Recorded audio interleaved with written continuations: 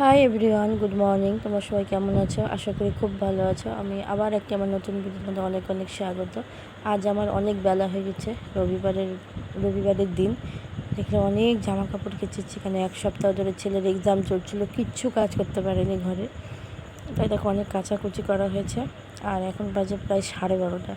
এই দেখো আটা নিয়ে নিয়েছি আর মটর বসিয়েছি। আর জানো, এটাকে আমি ভেবেছি না জোয়ান, কিন্তু এটা যে হচ্ছে চলনি, এটা আমি আর বুঝতে পারিনি। ভাগ্যিস আমি দেওয়ার আগে জিনিসটা দেখলাম প্যাকেটে, তাই এই হাজমোলার প্যাকেটে এখানেতে আমি আগে ঢেলে রাখলাম। তো যাই হোক, আটাটা সানা হয়ে গেছে, মটরও সিদ্ধ হয়ে গেছে।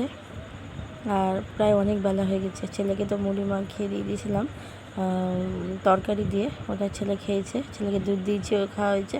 আর এখন এটা রান্না করছি।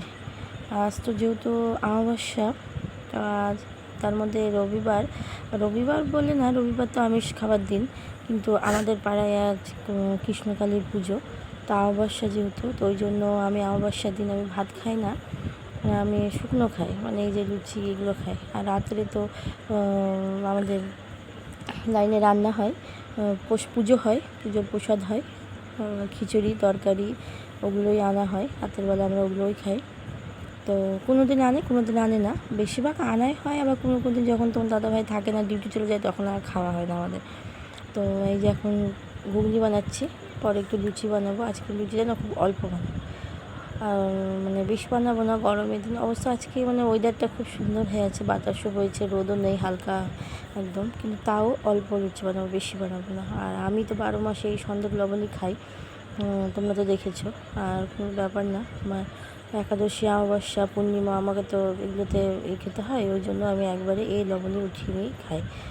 তো দেখো ঘুগনিটা বানাচ্ছি, লুচি করব আর একটু সুজি করব।